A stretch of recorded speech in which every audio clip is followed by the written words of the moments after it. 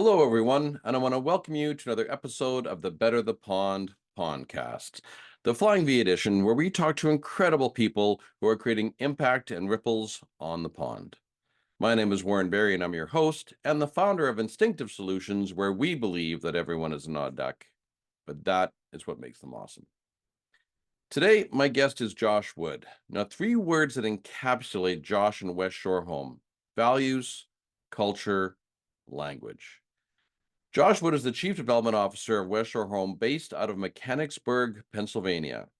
Now, Westshore Home is a home renovation company like I've never, and I'm sure you've never seen before. They're all about extreme ownership and default aggressive. When have you heard a renovation company say that? Josh is all about leaning into relationships. One thing I learned from him today was it's hard to be angry at someone while at the same time sincerely serving them.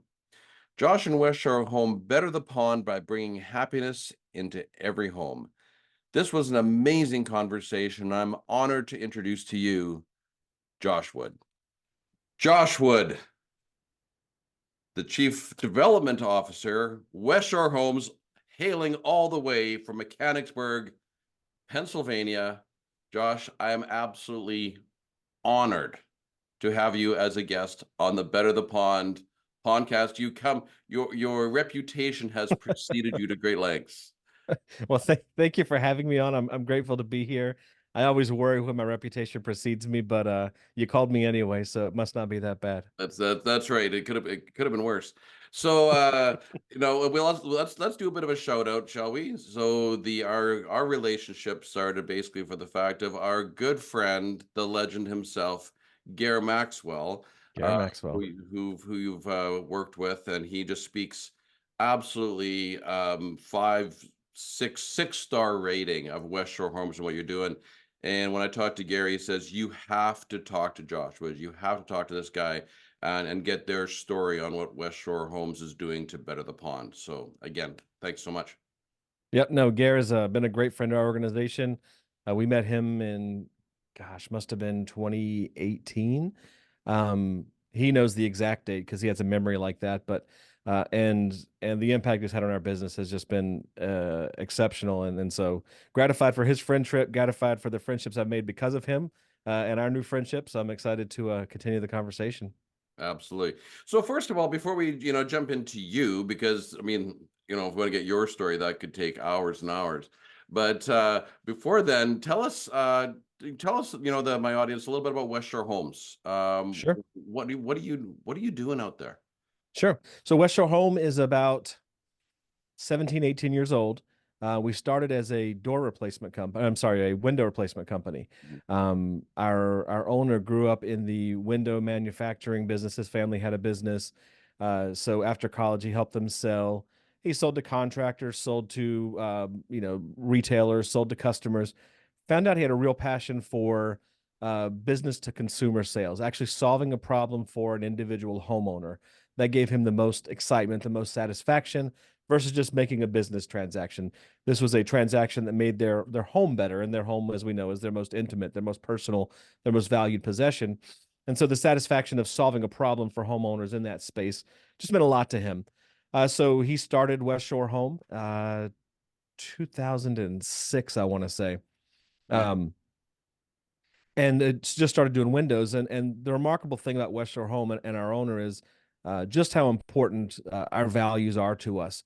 And so he started the company, wanted to solve a problem. So he said, okay, cool, I'll solve the problem by offering an affordable solution to a complex problem.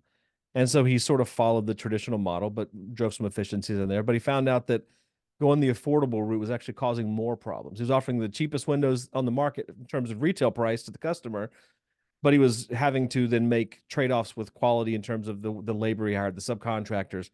And he started getting calls from customers essentially saying, I'm not better off now than before I gave you my money. And that bothered him, and he wasn't happy with that. And so very quickly in the business's iteration, once he started getting this feedback, he just flipped the whole thing on its ear and said, I'm not going to go cheapest, I'm going to go best. So I don't know if you know a lot about the home improvement industry or the remodeling industries, but it's largely subcontractor based, right? So I'll go out and sell you the job. Then I'm gonna call my Rolodex of 3 or 4 guys to come install it for me. I may have dedicated subcontractors, but they still don't work for me. They have their own thing, their own standards, their own SOPs, their own hiring policies, their own screening policies. So one of the first things he did was he said, we're going to have employee installers, which is a dramatic expense for the business. You have to buy your own trucks, your own insurance on the trucks, pay for your own tools, do your own recruiting, do your own human resources, pay your own benefits, pay taxes on the employees, pay them, hire their helpers for them because they're not hiring their own work crew anymore. Um, you know, all the infrastructure that goes with having a much larger people organization. But the advantage of having employee installers is that then you can train to the standard that you want them to operate to. You can build SOPs and policies that ensure that the customer gets the quality that they expect and that you promise them in the sales process. And then he's going to go out and he's going to find the most energy efficient windows on the market. He's not going to sell the cheapest vinyl double hungs he can find, triple pane, argon gas with the right space, all the technical specs that I don't fully understand about windows. He went out and found the best. I mean, we're in Pennsylvania. It's not as cold here as it is there, but it gets pretty cold in the winters. And so, you don't want a lot of heat loss, right? You want to keep your temperatures inside the house. You don't want to heat the neighborhood. And so what he did was he basically built a business based on the values of we're going to make your home better. Our core purpose is to bring happiness to every home. And if every time I walk past a window, I get a chill, it's going to make me less happy than if I walk past every window and I stay cozy, warm, and I feel safe and secure in my house. And so he's made those decisions. We then expanded to other product lines. He tried out garage doors. He tried out a little bit of siding. What he realized very quickly, same principle. If you're at a customer's house for 4 or 5, 6 days in these long tail projects, things just get messy. Things get broken. Things go off the rails, and the whole experience is less gratifying for the customer. They want the job done. They don't want you in their way while you're doing it. They want you out of their home, right? You get to a point where it's like, just leave, just leave. So he really kind of zeroed in. It's like, okay, what can we do to really build this customer value proposition, grow the business, expand the business without irritating our customers in the process? We went into then the one-day bath remodel space, the wet area remodels, which allowed us to, again, do something fast, easy, convenient, but a dramatic change. And that's sort of when we met Gare Maxwell, to harken back to our mutual friend. And he basically was encouraging us at that point to embrace what's true about who you are and use that as your value proposition. And we're a very, very proactive, we're very urgency driven, we're very aggressive in our pace as a company. And so we're gonna create this value proposition for our customers. We're gonna be fast. It's gonna be easy. It's gonna be convenient, without compromising on that quality purpose that we promised. And so that's sort of been our guiding North Star, right? How do we deliver fast, easy, convenient without compromising quality and still grow the business? And so that's sort of governed all of our product expansions and our future product expansion plans and how we've grown the business. But it turns out the market has responded to that. We are, if not the largest home remodeler, we're in the very top tier of largest, North American home remodeling companies. Certainly one of the fastest growing, certainly the most advanced technology platform. And so his vision of providing value for customers, bringing happiness to every home, has resonated with the marketplace and helped him to build a team that could drive that forward. That was a long-winded answer. Sorry about that. That's great.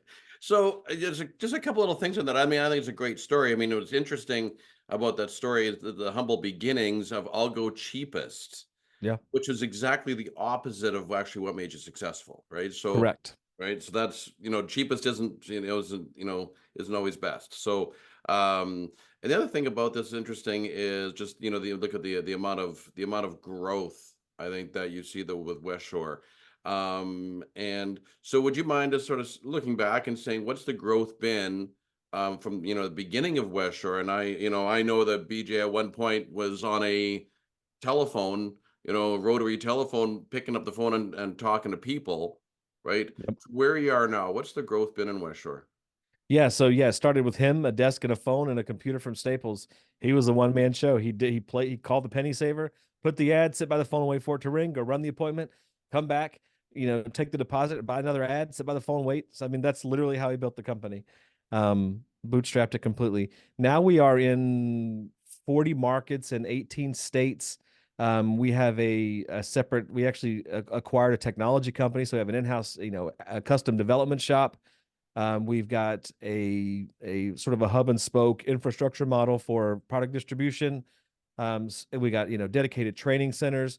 So it's grown from a man at a desk to probably we call it 50 company owned locations around the country, serving customers in about 40 markets. When I joined the company in 2016, there were about 85, 88 employees in two markets. And so since then, the last 7, 8 years, we've grown from two markets to 40, about 18 to 20 million in revenue to fast approaching $1 billion in revenue over a pretty rapid amount of time. We've done about 10 acquisitions during that time and opened a bunch of new offices as well. So we've done it a whole bunch of different ways. That's insane. One of the things, just the last note, and I would like to move on from this, but I was talking to Gary a little bit because he speaks so highly of you, and he spoke so highly, of BJ and the whole crew at Westshore. But he said that when I talk to people across Canada and into the U.S. as well, when I'm speaking, they're saying, "Oh, there's this labor shortage, and we can't find people, and it's a big, long-winded story, and it's across the board." And so it's not just a one-off, it's sort of very consistent. And when I was talking to Gary, and I'm gonna, if you want to share this, but how many applicants do you get at West He Shore? loves this is his favorite metric. We get about um, an average of 12 to 13,000 applicants a month. I've seen us peak at 18, 19,000 applicants in a month. I think one year, our biggest year, we processed 220,000 applicants throughout the course of a year. Yeah, it's insane. And we've done it two ways. One is we built a culture that we think attracts people. We believe it attracts people. People want to work at Westshore because of some of the stuff I'm sure we'll talk about later in this conversation. But we've also built a path for people to grow. A few years ago, we looked out and we said that the trades are graying out. For the last 30 years, you've been told since you were a kid, you got to go to college or you'll amount to nothing. And so everyone went to college, and everyone wants something different for their lives. And there are less people who are embracing the beauty of the trades, as I like to call it. It's amazing when you can take raw materials and turn it into something pretty, and not enough people haven't been encouraged to embrace that. So we basically said we'll build our own trade school internally.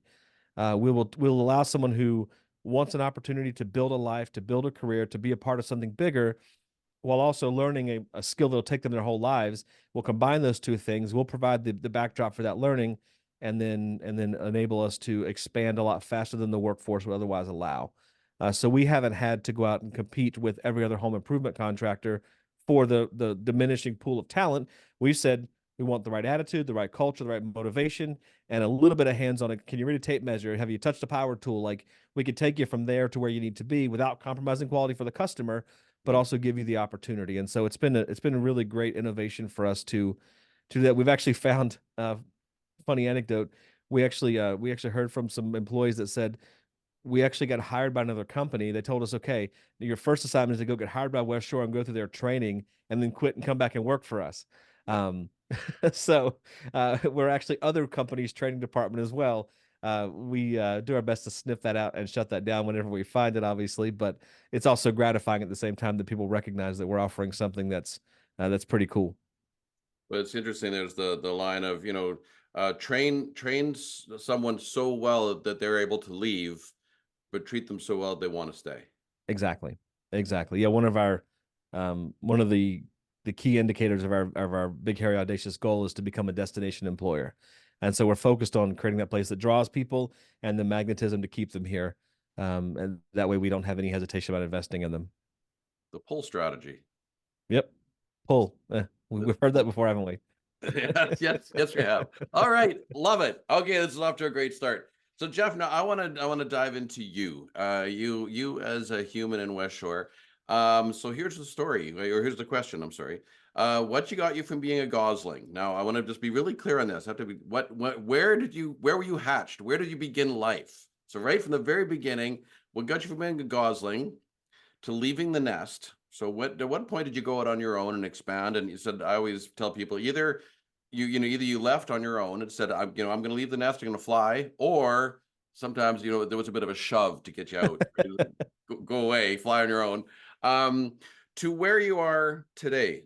So, Josh Wood, what is your backstory? Sure.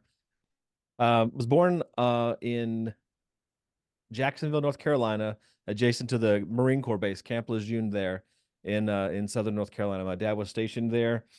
So Onslow County Memorial Hospital, I believe is what it's called. It's where I was born. My dad was a Marine, went to the Naval Academy. Shortly thereafter, he actually left the military to become a pastor. So we bounced around a lot in my early years, as he was going through seminary and trying to find his way in that new world. So little peanut towns all over the eastern seaboard of North Carolina. They call that area Down East. So Mm. Down East North Carolina, actually sort of, it's funny. We actually service that area. So I'll hear people going to my old hometown and selling jobs there. It's kind of cool how it's come full circle. But his last job as a pastor moved us from North Carolina to Washington, D.C. area. Mm. So I lived outside of D.C. in the Rockville, Maryland, sort of the suburbs of D.C. to the northwest. Um, and so we spent a lot of time there. That was sort of what I call home now because everything formative happened there, really beyond learning to walk and ride a bike. Like learned to drive there, graduated high school there, that kind of stuff. So it was there till about 19 years old, and then left for it works out differently for everyone. For me, it was the dumbest possible reason. I left for a girl. So I left home at 19 to move to actually I moved to Harrisburg, Pennsylvania, 11 miles up the road here. Um, That far.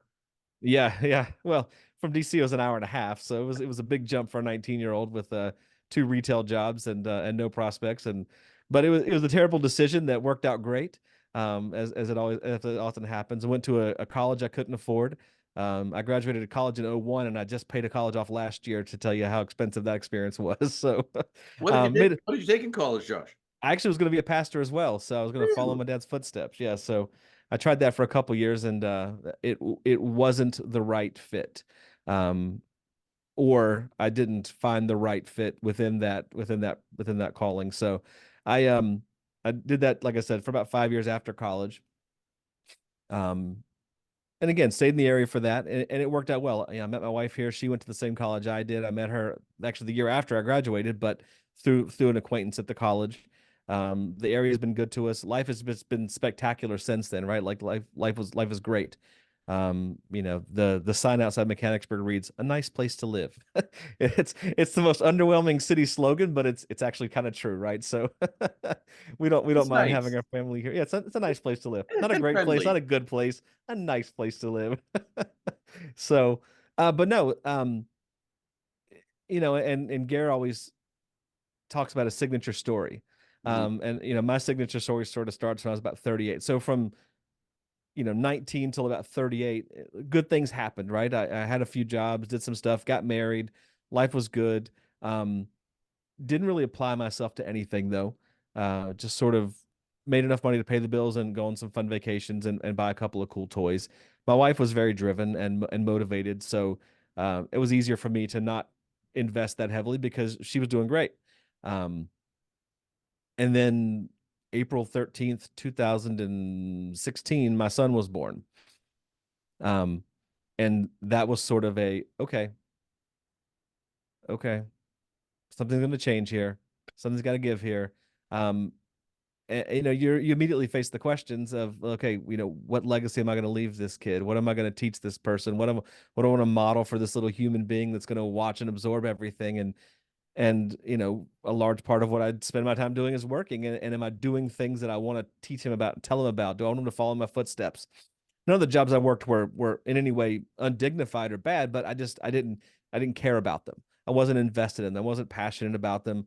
They didn't bring me any sort of fulfillment or challenge. It was just a paycheck. And it just sort of felt a little hollow at that point.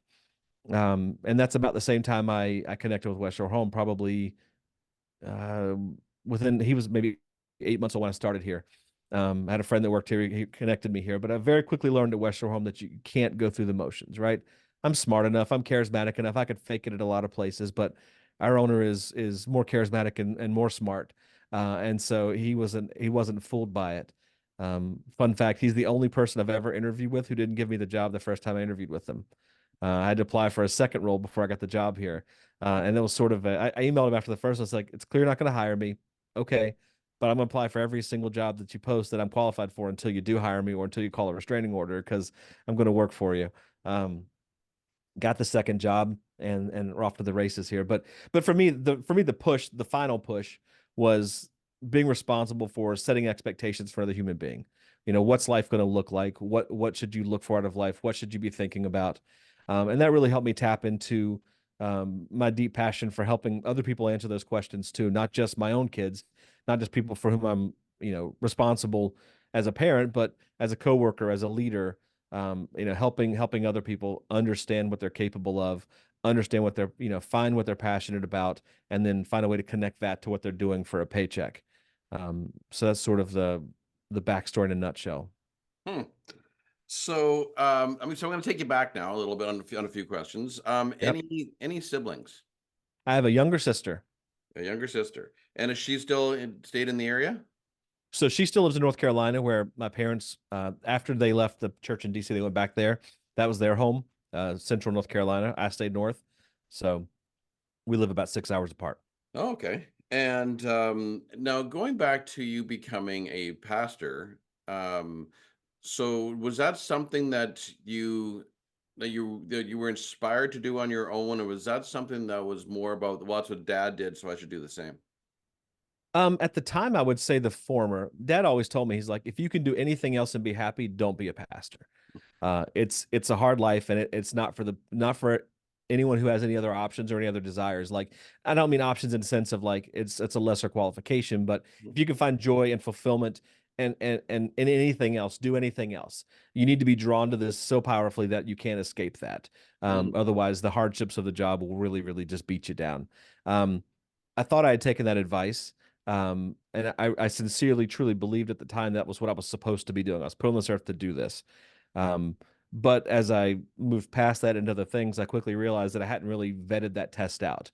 I hadn't done anything else to see if I could stomach anything else or was happy there, or if that was the only thing I could do. So probably a little more of the latter than I gave it credit for. It was easy, right? I told you I was kind of skating, and you grow up in church, you learn the language, right? And you can play the game, you can talk the talk. And I wasn't insincere or fake, but it was comfortable. It was an easy outfit to put on because I knew how to move in that environment. I knew how to swim up in the right currents. I knew how to talk to people in a way that would be effective communication.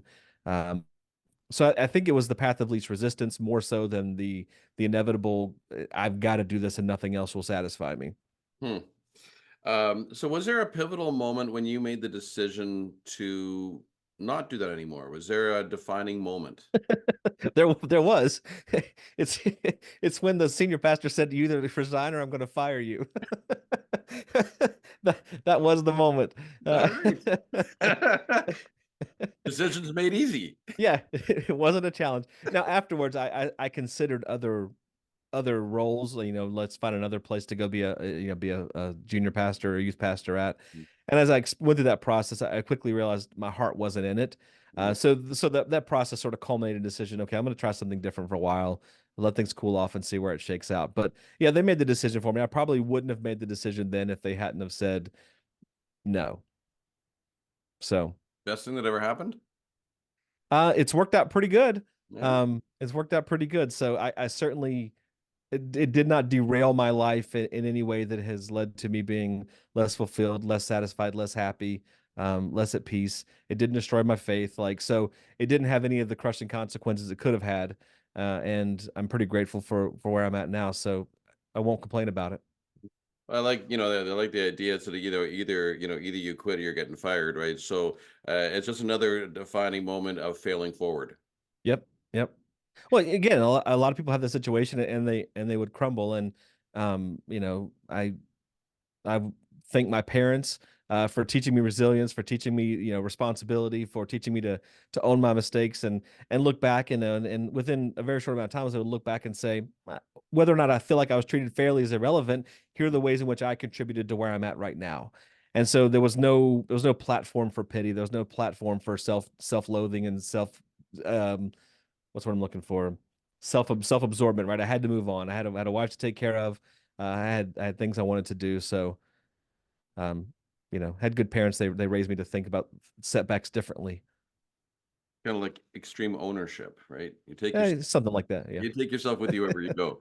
So I've got Mhm. a couple of questions for you now. So you talked about your dad being in the military and whatnot, and becoming a pastor. And what was mom's role? So most of the time she was a stay-at-home mom, Hmm. but she's a tremendous administrator, and so she would work for local nonprofits or other local churches as an office manager or secretary.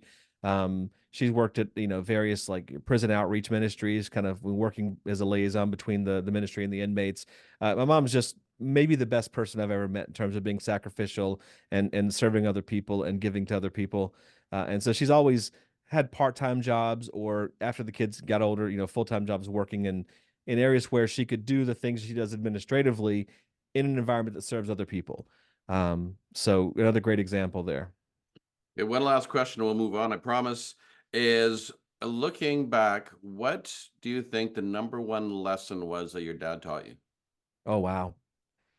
Um, there's a ton of them.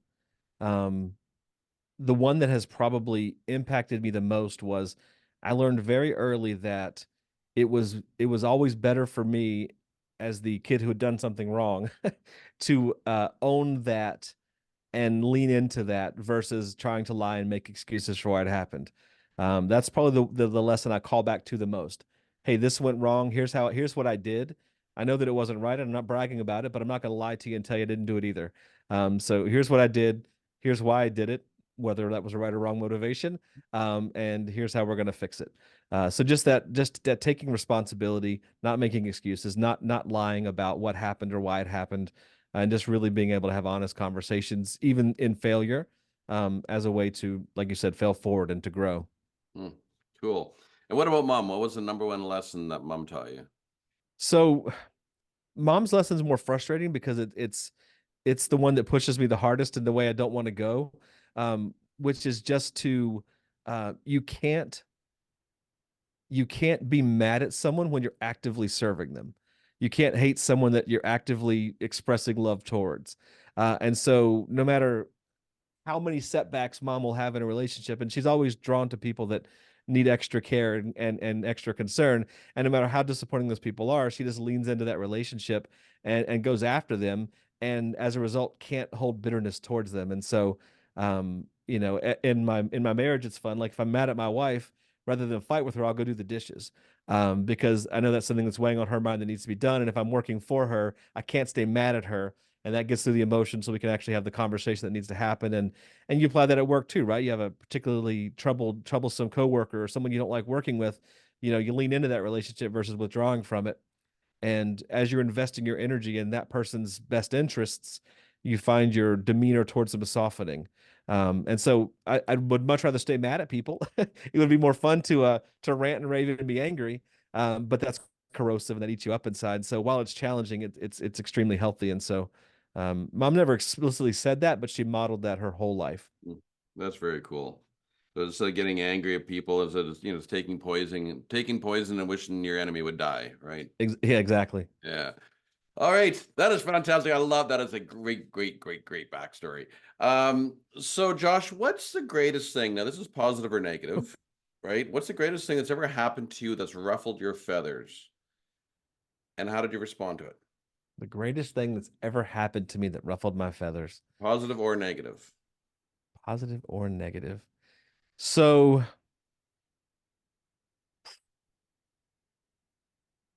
I think there's probably two, and I've already referenced them. Um, I think being forced out of my comfort zone by the church saying, leave or we'll throw you out, that set me on a different course than my life would have otherwise taken and has given me opportunities I never would have seen. But honestly, the most impactful in terms of changing my life was the first woman I held my son. Um, Hmm. some people, they tell you stories. I was immediately in love. I was in awe.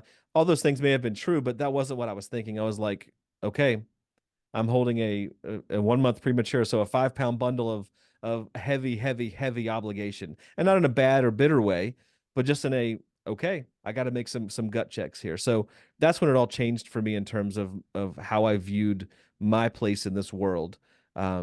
Was when he was born. So and I would say that was certainly a great thing. That brought many challenges with it in the pursuit of it, but definitely on the great side of ruffled feathers. Yeah. Yeah, it is an interesting. I have two kids, and I still remember when my daughter was born, and that sort of sudden realization that now, like in this very moment, everything changes, Yep. and Yep. it's up to you what you're going to do with it. Yeah. It's you know, it's hard to be a good parent because you look at your kids and you take everything so personally. It's like, okay, what did I do to cause that behavior, or what should I do differently to fix that thing? You certainly can't do that, right? That's a burden they don't need to bear. Our own psychological, inner monologues and inner self doubts and things like that. But it definitely changed perspective. I would have a job where I'd go to work and I literally took the job. The guy hired me, said, "Look, you're going to work 2 hours a day, and I want you to sit here and do whatever you want to for 6 hours a day." He's like, the last guy retired because he made so much money trading stocks here that he could retire. Like, whatever you want to do. And that was what appealed to me at that moment. And then in that moment, holding my son, like, this is no longer remotely appealing to me. Right. This is no longer even the slightest bit interesting to me anymore. So definitely uh, dramatic course correction at that point. Yeah, absolutely. All right. So now you'll be a resident gooseologist by the time you're here done, Josh. But did you know that geese do fly 71% more efficiently when flying in the V formation than when flying alone? So there's a very high rate of efficiency. What do you think is the secret? And I'd love to really hear what Westshore is doing. What's the secret to getting a team flying in that V formation? So I watched your demo reel. Gare sent that to me when he made the introduction, and that was the first time I'd learned that 71% faster stat. So I do know that, but very recently and because of you. So at Westshore Home, I would say it is shared language, um, informed by shared values in service of a shared mission. That's our secret here. And I don't want to get ahead of your questions, but I can give you some great examples of that, Mhm. or I can let you probe however you No, want to go. no, that's fine. I would love to hear, like real life examples of what Yeah. are you actually. It's great, and I always say, an idea without action is only an idea. So, right. So, what are you actually doing to put it into action? So I'm going to go back a couple years if it's okay. To COVID. Can we go back that far? I would love to hear what your I mean, I started this whole podcast because of COVID because I wanted to change a narrative. Yep. What did Westshore do? I'd love to hear the story. Yeah, this is one of our favorite stories about it's one of those moments when you realize all your work to lay the foundations paid off, Mhm. and it wasn't just empty effort. So um, it was probably March of 2020. I headed home from work, and our CFO called the minute I pulled up in front of my house. Hey, Josh, the governor just shut down the state. We're all meeting in the war room. Can you get back here? On the way, boss. So we get back there. And yeah, everything, stay at home orders, right? Don't leave your house. We're not doing anything. You can work remotely, but that's it. You can't come to the office anymore.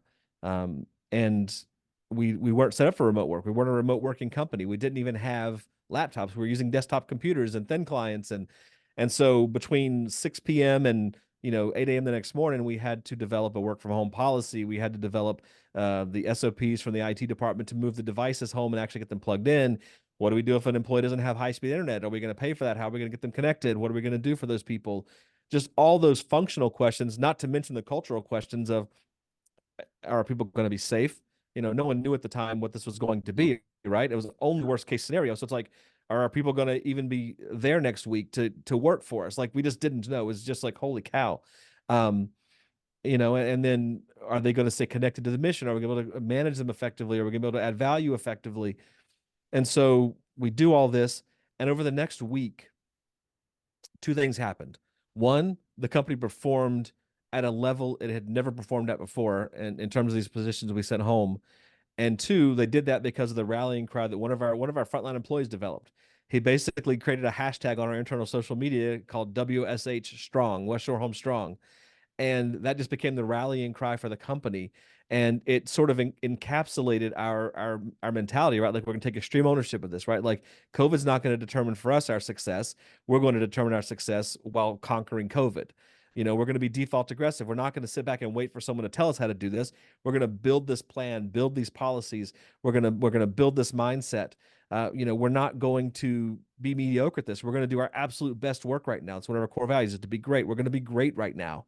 And Mm. we're going to grow. We're going to get better. We're going to learn how to become a work from home company. We're going to learn how to adapt on the fly to challenges. We're going to get better every single day. And we're never going to compromise quality. We're going to support each other. So in that moment, that one shared connection, that Westshore Home Strong, it still exists to this day in the company.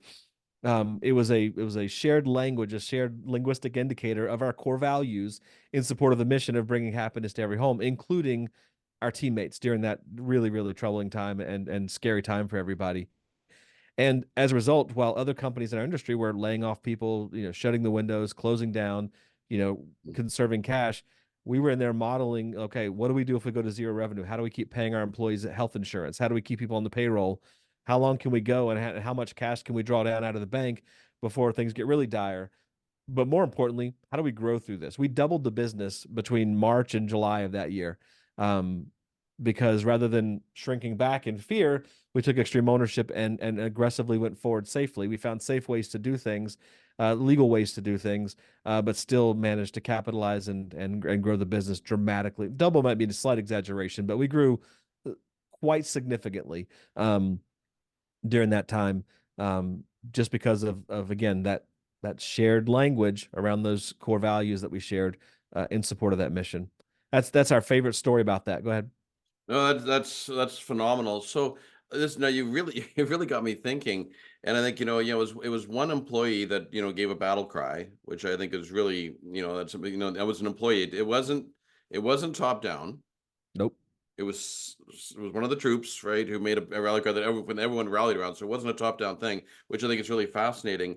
Can you dig a little bit more, Josh, into when you say about laying the foundation? Because there had to be something really there underneath this whole thing that people, in times I remember at the beginning of COVID, I was supposed to fly out, and it was like, well, our airport's going to shut down. Are you going to like? There's so much uncertainty. No one really knew. There was Yep. fear everywhere.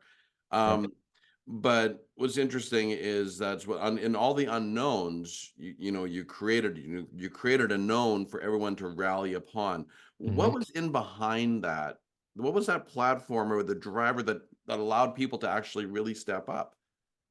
So one of the things that I love about West Shore Home that I haven't experienced elsewhere, um, and this may seem cliche, but it's really not if you've been around enough companies. Our values reflect who we actually are. They're not aspirational; they're descriptive. Like Mm, we are a company that takes extreme ownership. We don't want to take extreme ownership. We don't strive for extreme ownership. We don't encourage it. We take extreme ownership. And it's a self-policing culture in that respect, right? Like employees won't work next to someone who's making excuses and throwing them under the bus all the time because they're not reciprocating that. They're taking ownership of their work. They're doing that. We are a default aggressive company, not towards people, but towards obstacles, supply chain challenges, COVID challenges, work from home order. It doesn't matter. Like we're not going to shrink back in the face of adversity. We're going to plow through it and succeed. And that's not aspirational. That's a reflection of who we are. So the owner um, just decided to be honest and say, "This is who we are. Let's build a mission that we are capable of achieving if we by acknowledging who we actually are." So that was the foundation of it, was just being honest um, and not being afraid to tell the world, "Hey, we're West Shore Home. We're default aggressive." mm, That's not your typical messaging in home remodeling. It's usually softer, more wedding video esque, right? Like yeah, yeah. it's soft music and soft lighting. We're edgier, we're faster paced, we're default aggressive, and it turns out more people want that in the market, but also our employees want that. They don't want to be victims of external forces that control their ability to make money and feed their families and take care of their children and pay their bills. They want someone who says proactively, all right, here's how we're going to accomplish this together. Here's how we're going to keep you in a paycheck when everyone else is getting laid off and going to the unemployment office, so much so that the whole system crashed in Pennsylvania. There were literally weeks and weeks and weeks where they couldn't process the number of applications coming through. So not only were you not getting paid, you were having to wait on retroactive unemployment benefits, which take a long time in the best of circumstances. And we were saying just the opposite. We're saying, okay, we're not going to do that. Um, because it's who we actually are and we are actually able to deliver that. So step one was just be honest. Tell the truth of who you are. When you build values that you can actually sustain because they're actually who you are. Building aspirational or putting aspirational values on the wall is just silly because no one's going to sustain effort in contravention of who they actually are. right? Like, Mhm. we're the passive home remodeler. Like, we would be miserable. We wouldn't be able to do that because we're not passive people, right? So Right. you've got to tell the truth. But then you've also got to build systems that encourage you to hire to that, to build a team around that. So in the hiring process, in the onboarding process, in the induction process, it's values, culture, values, culture, values, culture. We'll get you to the skills, which buttons to push. We'll get there, but values, culture, values, culture, values, culture. Every employee's first day, they hear directly from the CEO. Back then, it was in person. Now we're so dispersed, it's in video. But it's here's the mission, vision, values of the company. Here's why I built this company, not to make a profit, though we want to make money. Not to grow to be the biggest, though we would like to be big. We did it to bring happiness to every home, Mhm. right? So to bring happiness to every home, there is some scale, there is some business objective required to that because every's a big number to get to. But bringing happiness is where this starts, and understanding who our customers are and how we're going to leverage who we are to benefit them, and just that total immersion into that. It's and it's just that consistent application again of this is what we said we do. We're going to commit to this. It's going to be easy to commit to this, easier because this is who we are anyway. But here's how we're going to apply it, right? We have a set of fundamental behaviors that take our core values and say, okay, to eliminate any confusion about what default aggressive means, here's 4 or 5 specific behaviors that illustrate what we mean when we say default aggressive.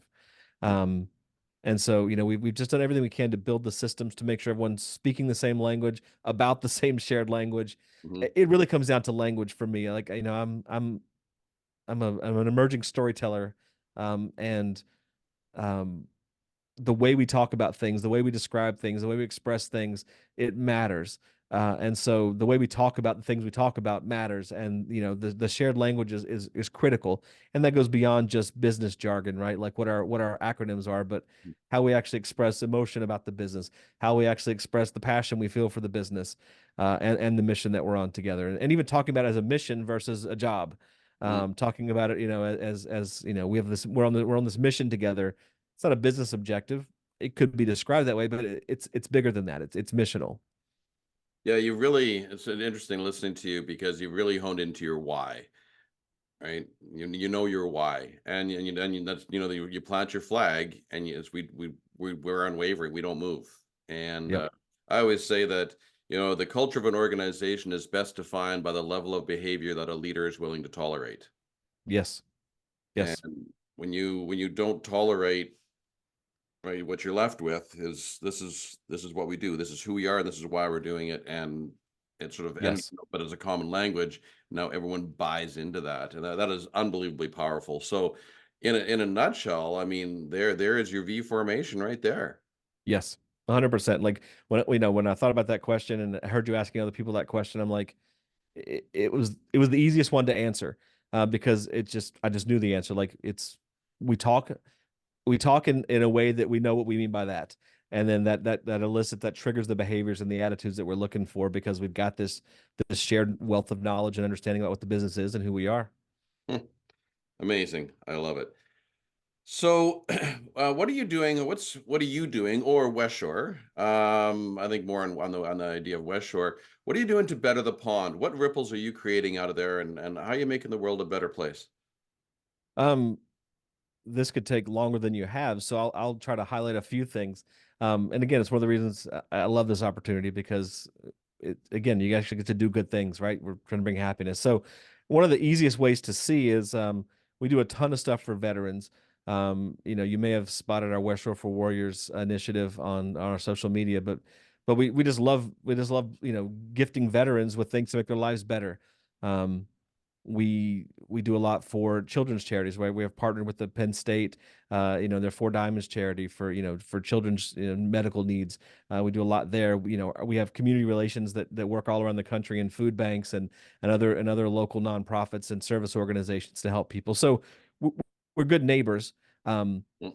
I think that I think that our work itself makes the world a better place, right? One of my first we go to customer visits from time to time just to stay connected with why we do this. And one of my first ones was in Pittsburgh, and I was meeting with the homeowner, and she said, I don't feel safe in this neighborhood. It's kind of gone downhill since I bought the property years and years and years ago. And because my front door was insecure, I didn't want to sleep upstairs in my bedroom because I didn't want people to get in the house without me being able to stop them. She's like, so I've been sleeping on my couch for years and years and years now. And tonight I'm going to be able to sleep in my own bedroom in my own bed because you guys are putting in a door that I think will actually, create security in my home. I'm like, Mm, okay, I can get out of bed for that.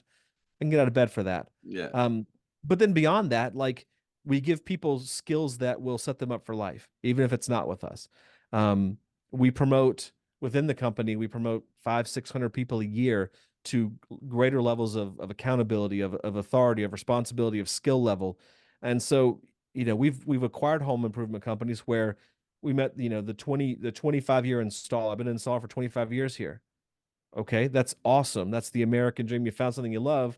Well, I don't necessarily want to be that forever. My body's getting tired. I'd like to do something else. Cool. Well, here's an opportunity to grow with Westshore Home. And now people who've been in the same role for 20 years have gotten 3 or 4 or 5 promotions in the 3 or 4 or 5 years they've worked at Westshore Home. So we're literally making our employees' lives better because they're not stuck, right? Like, Mm, smaller companies, I'm the owner and my son's coming up through the company. He's going to run it when I'm gone. And so, if you're doing one of these super important skill jobs, but that's all you're ever going to do, like you're not going to get a chance to grow from that because, I got enough sons and nephews to cover those management roles. And you're stuck. right. Not at West Shore Home, right? So we can help people grow. And then the other thing I'm passionate about is leadership development, just helping people understand how to really organize themselves as leaders, how to organize their teams and push together to accomplish that mission, right? We want to continue to be missional, accomplish the mission. We do that by bringing people together with that same level of passion and energy and alignment to accomplish whatever the mission is. But developing leaders is something that I'm exceptionally passionate about. That's a lot going on. Yes, yes. Don't blink is our tribal narrative. Yeah. We got plenty to do. Don't Yeah. blink or there's something else. Can you you really got my attention on this West Shore for Warriors. Yep. Can you just for my listeners, can you elaborate a little more on that? I think that's really there's something about it that's kind of Yeah. I don't know if I use the word magical, but It's one of the most gratifying things we do. You're absolutely right. So, it started years and years ago. Sort of our network of peer companies in other markets. They started this thing called Bass for the Brave, which is essentially the same program. We've sort of brought it internally. Some consolidations and things made it less likely we were going to work together on that project as a group. So we brought it in house. But basically, through our sales process, we go out, we meet people all the time, and our sales reps bring back stories. Met this wonderful veteran person. Here's their story. They're in the candidate pool for West Shore for Warriors. And we go through these stories and we just make sure we find the most deserving candidates. These are people who have served our country, with honor, with integrity.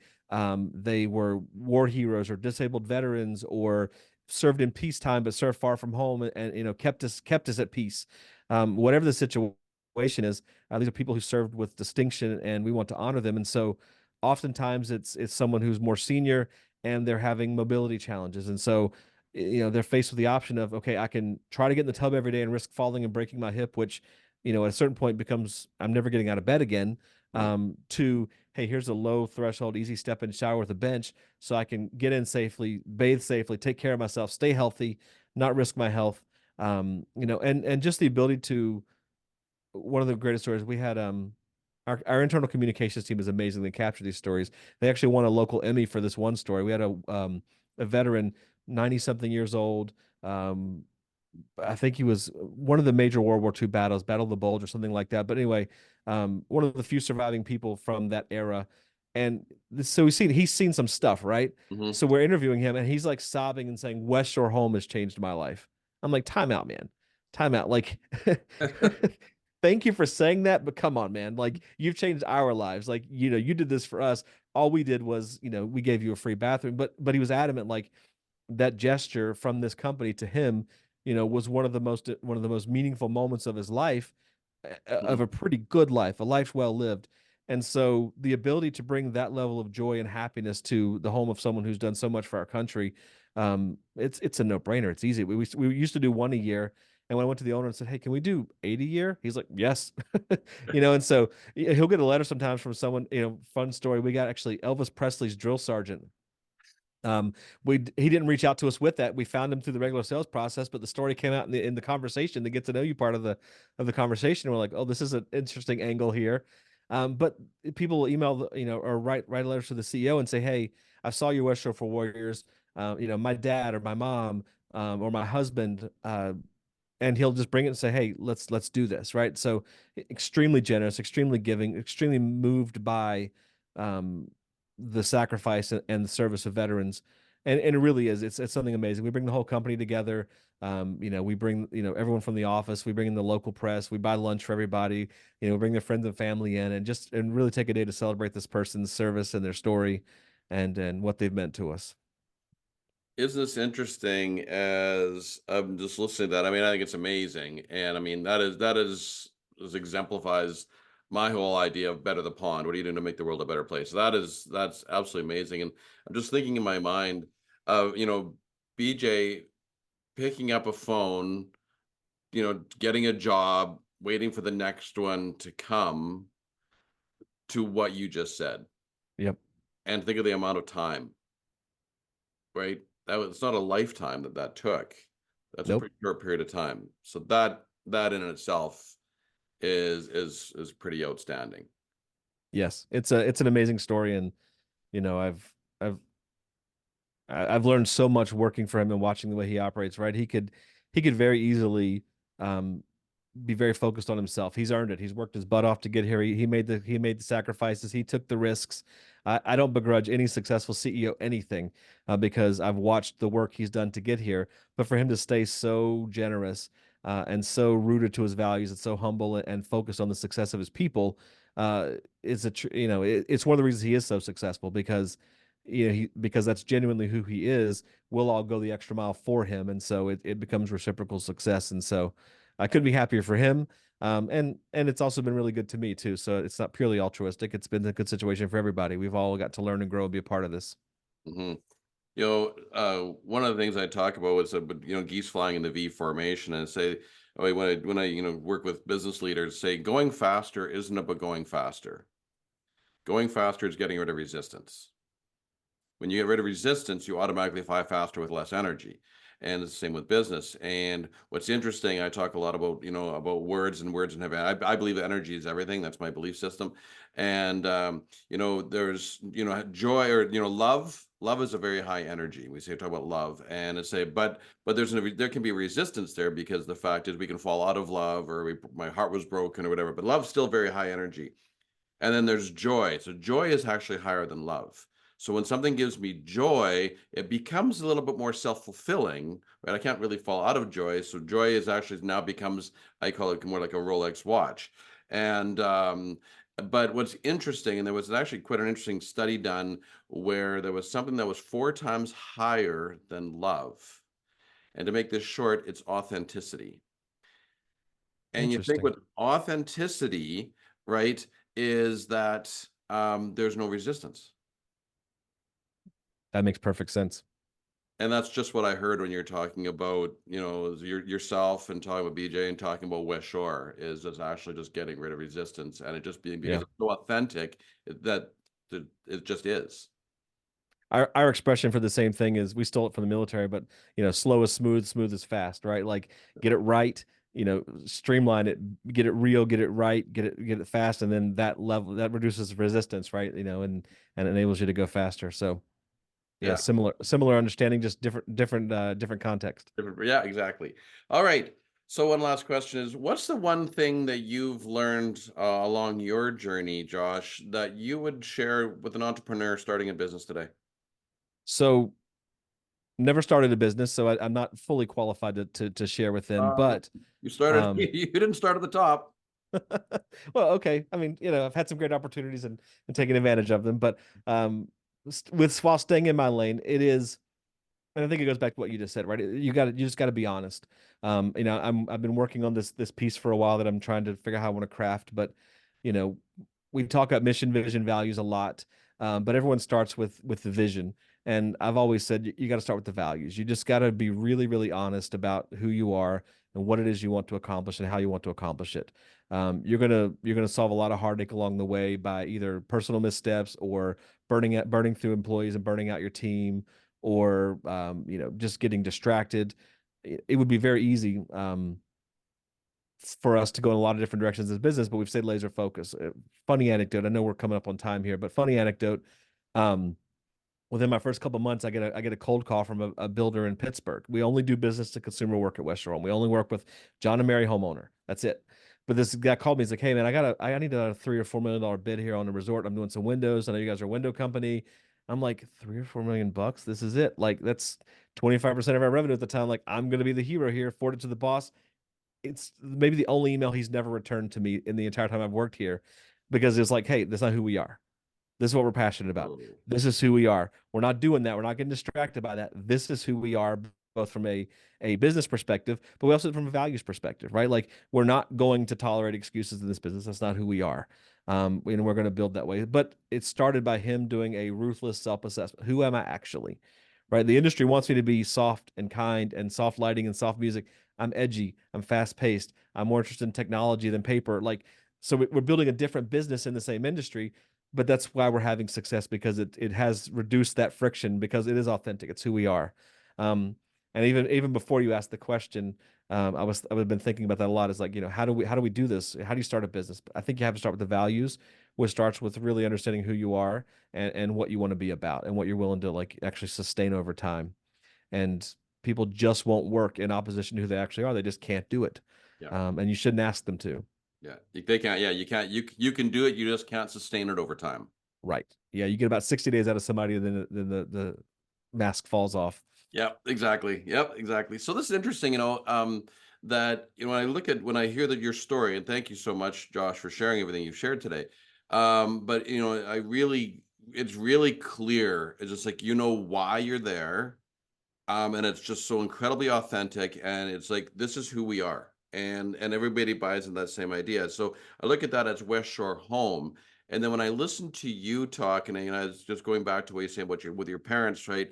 Like own it, lean into it, serve others, right? Just lean into the relationship. And and I look and see how you take who you are, and it just so weaves so nicely into that whole Westshore Home model of, right, this is just who we are. And Yep. what you see is what you get.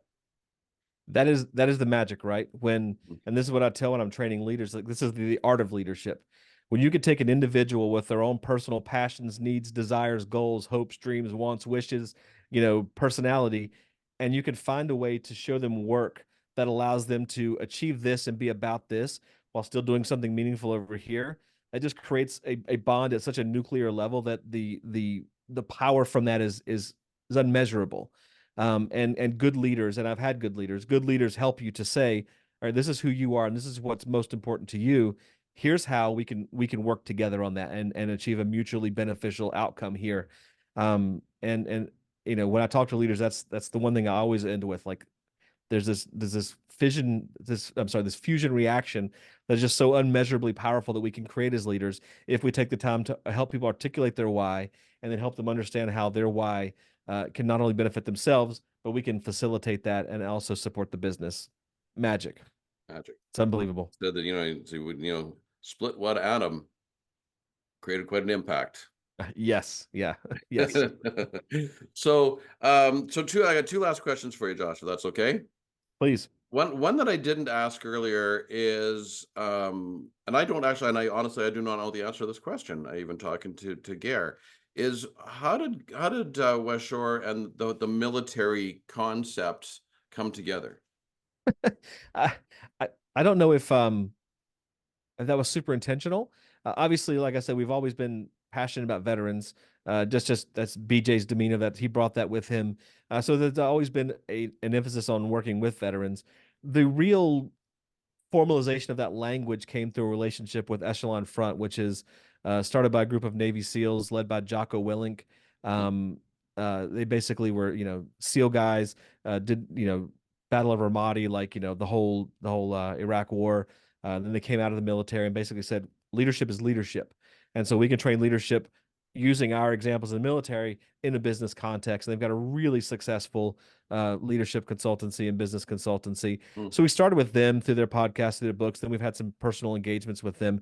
And that sort of solidified some of the language, right? It wasn't always called extreme ownership. It always meant extreme ownership, but their way of saying it was more powerful. So we adopted that language. mm. Default aggressive, same thing. We that was always been our value. We just reworded it once we realized that their way of saying it was more impactful. That really sort of solidified it. But I mean, a lot of our senior leadership are veterans. I meet a colonel from the Army. I know what sort of leadership experience he has, or she has, and so I know what I'm getting there. So it makes it much easier to evaluate people when you have that framework of, okay, I know what this person's capable of because of what they've already accomplished. And so we've got a lot of senior leadership that's veterans, that serve the country, and so it's sort of just becoming more and more part of the culture now. Oh, interesting. Okay, I didn't know I didn't know where that all stemmed from. So Yeah. thank you for that. One last question, which you do not have, and is the question of, Josh, if you were standing on a mountain and the whole world was intently listening to you, Oh wow. what would you say? Oh wow. The whole world was intently listening to me. Um, for this time and this place, the cultural context that we currently find ourselves in, I would probably go back to the lesson my mom taught me and say, lean into the relationships. Um, and you can't the level of animosity, the level of hate, the level of discontent, the level of frustration, the level of violence, the level of anger. Um, that's a result of us looking out for ourselves and not serving each other. And so I would say lean into those relationships that are troubling you, serve people versus yourself. And I think we'd see a significant de-escalation, and the temperature will cool off a lot, and be a lot happier, a lot less. I mean, it'd be bad for social media because they wouldn't have any flames to fan. Um, but it'd be better for the rest of us. Twitter or X would be out of business. Yeah. Yes, immediately. But you know what? You know what I love about this too, Josh, is that I've never ever heard anybody use the term from with your mother is like, you can't be angry or hate somebody when you're serving them. Yeah. I've never heard that before, and that is very Try it. powerful. Yeah, try it. Yeah. Like I said, when you're mad at someone, send them a thank you card, or or take on a project is struggling them, or like I said, something smaller in the house. Like, I know a sink full of dishes drives my wife crazy. So if I get to them before she does, that'll help her. That also forces me to think about her differently, right? She's someone that's worth my effort, worth my love, worth my intention, and worth my sacrifice. So are my thoughts of just rage and anger, are they justified, or are they maybe out of balance a little bit? Right. Yeah, and is it more about me than it is about her? Often it is. Often it is, yes. All right. So there you have it, Joshua at Westshore Home. I love this. I have nothing but a huge respect and admiration for yourself and BJ and everything with that Westshore Home is doing. Not just in the in the renovation business, but everything that's coming out of that. All the things that you're doing to better the pond through and we happen to do home renovations, by the way, right? So Yes. so where do we go? Where do we go to find you? Where do we go to find West Shore Homes? We want to be able to, tell people they're now you're the go-to. And also I think to share out, and we can get this later on the show notes about some of the videos and things that you've created Yep. with the whole, West Shore for Warriors piece. So first of all, where do we find you? Me personally, I'm only on LinkedIn. Josh Wood. I don't know what my actual at is. But maybe you may have it maybe put on the screen and post or something like that. But I'll I'm get not it. sure if there's like 200 Josh Woods or something. But it's just my name, Josh Wood. Chief Development Officer, West Shore Home. If you need to search for more keys there, that's where you find me. The only place you'll find me. I'm trying to stay out of the rage cycle there. But you'll find West Shore Home at westshorehome.com. But if you want to find those videos, or many of them are on our YouTube channel. They're on our website. We also have a pretty active LinkedIn profile for Westshore Home that kind of talks about the stuff we're doing in the community. That's where we highlight sort of the less advertising, less marketing, and more stories of who we are as a culture and as a people. At our Westshore Home on LinkedIn.com is probably the best one for understanding us beyond just the way we'd relate to customers.